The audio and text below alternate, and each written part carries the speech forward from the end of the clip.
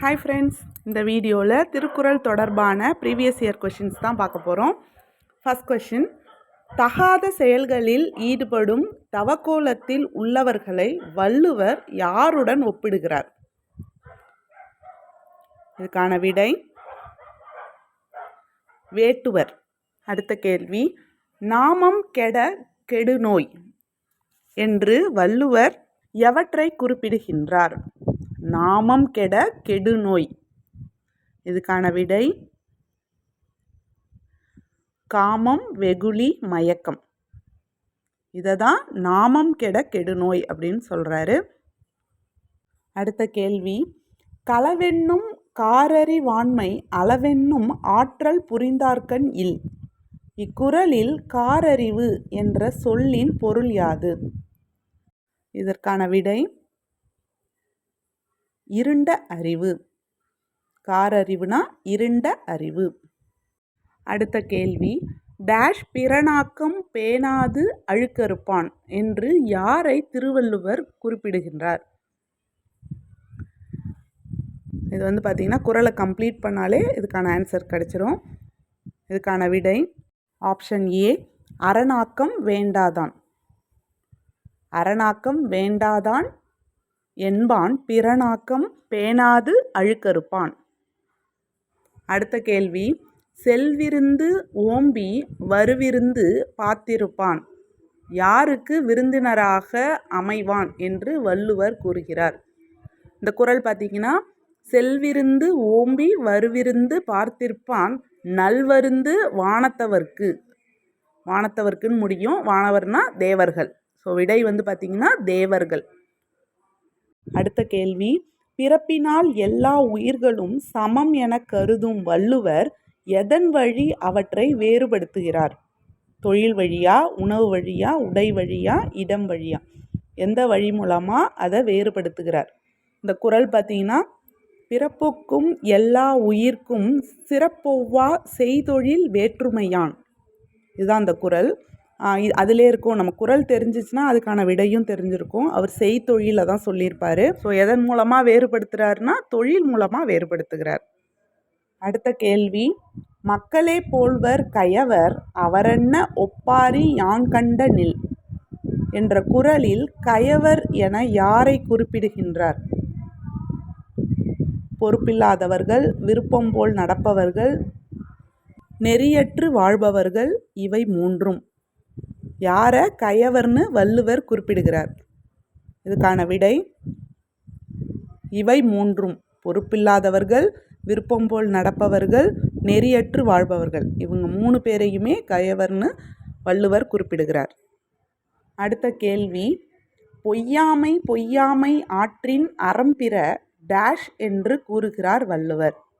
இதுலேயும் குறளை கம்ப்ளீட் பண்ணணும்.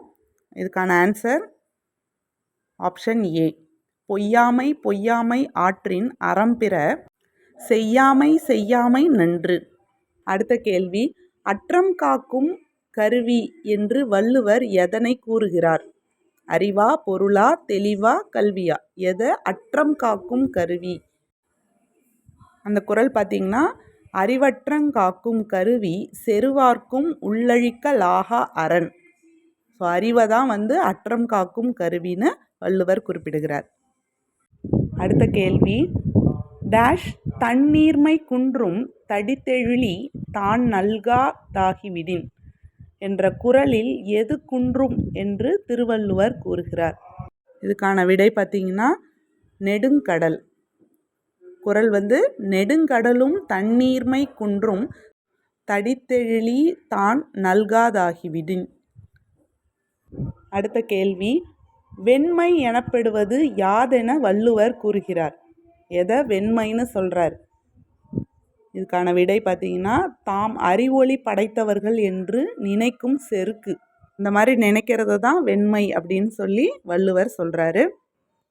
அடுத்த கேள்வி, தவறான ஆலோசனை கூறும் மந்திரி எத்தனை பகைவருக்கு இணையானவர் என்று வள்ளுவர் கூறுகிறார்? குறள் பார்த்தீங்கன்னா, பழுத்தென்னும் மந்திரியின் பக்கத்துள்தெவ்வர் 70 கோடி உறும். குறள்லே அவர் 70 கோடின்னு சொல்லி கொடுத்துருப்பாரு. ஸோ ஆன்சர் பார்த்தீங்கன்னா 70 கோடி பகைவர்கள்.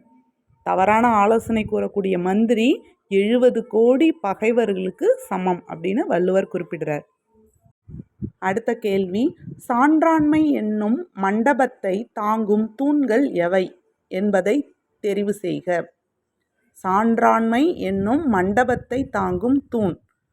அன்பு, நாணம், சுணக்கம், பிணக்கம், மானம், வானம், ஒப்புரவு, உண்மை, கண்ணோட்டம். இதில் எது சான்றாண்மை தாங்கக்கூடிய தூண்கள்? ஆன்சர் பார்த்தீங்கன்னா ஃபஸ்ட்டும் 4th ஒன்றும்.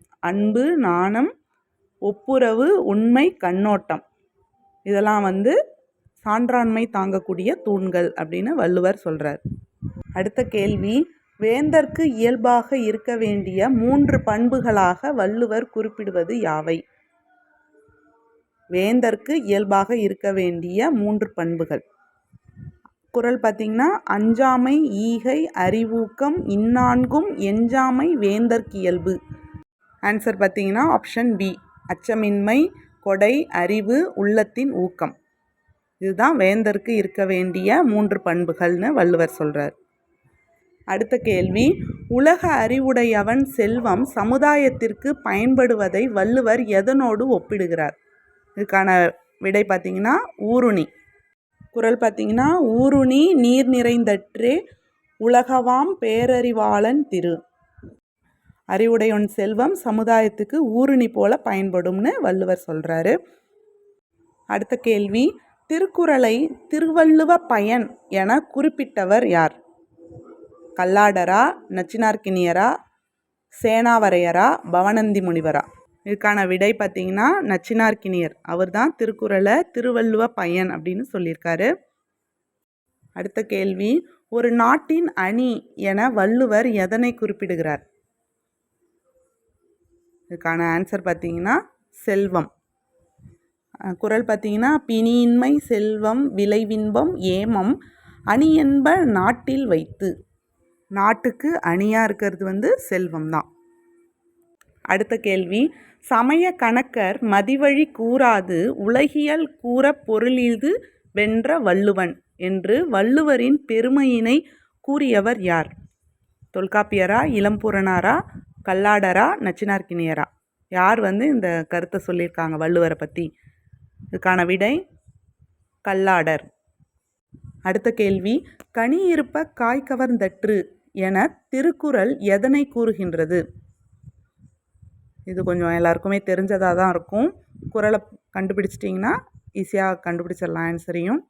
ஆன்சர் பார்த்திங்கன்னா இனிய உளவாக இன்னாத கூறல், கனியிருப்ப காய் கவர்ந்தற்று அப்படின்னு வரும் அந்த குறள். அடுத்த கேள்வி, டேஷ் டேஷ் இவை இரண்டும் தெர்ரென்க மன்னவன்கண். மேற்காணும் திருக்குறளில் எவை இரண்டை திருவள்ளுவர் கண்கள் என கூறுகிறார்? பொருளும் குடியுமா, கடுஞ்சொல்லும் தண்டனையுமா, ஒற்றும் நீதி நூலுமா, ஆற்றலும் செயலுமா? எதை இரண்டையும் கண்கள் அப்படின்னு சொல்கிறார்? யாருடைய கண்கள்னா மன்னவருக்கு கண்கள். இதுக்கான ஆன்சர் ஒற்றும் நீதி நூலும்.